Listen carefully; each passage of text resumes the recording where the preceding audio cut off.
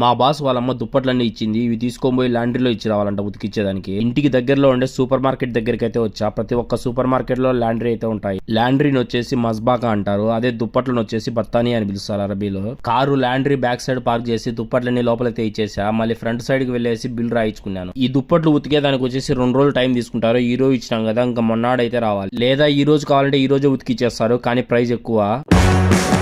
2 రోజుల తర్వాత మా మేడం అయితే 5 దినాలు ఇచ్చింది వెళ్ళి తీసుకున్నామనేసి. ఈ 5 దినాల నోటును వచ్చేసి అరబీలో కంసా దినార్ అంటారు. మొత్తం 4 దుప్పట్లు ఉతికిందానికి వచ్చేసి 5 దినాలు బిల్లు. అంటే మన డబ్బులు 1470 చిల్లర. ఒక్కో దుప్పటి ఉతికిందానికి వచ్చేసి దినార్ రూబా అనమాట. అంటే 1 kg 250 ఫీల్స్. అంటే మన డబ్బులు ఒక 360 రూపాయల దాకా. షాప్ లో ప్లేస్ లేదనేసి ఉతికిన దుప్పట్లన్నీ ఇక్కడ వ్యాన్లలో పెట్టినారు. ఇంకా ఇవి తీసుకొని పోయేసి ఇంట్లో అయితే ఇచ్చేయాలి. కువైట్ కి వచ్చాక డ్రైవింగ్ ఒకటే చేసి ఇంట్లో కూర్చోబెట్టరు, ఇంట్లో పనులు కూడా చేయాలా. ఇంట్లో దివానీ క్లీనింగ్, కూరగాయలు తేవడము, స్కూల్ దగ్గర పిల్లలు దింపడము, వీళ్ళ షాపింగ్ తిప్పడము ప్రతి ఒక్కటి చేయాల్సిందే. ఈ రోజుకి ఇంతే, ఇంకా నెక్స్ట్ వీడియోలో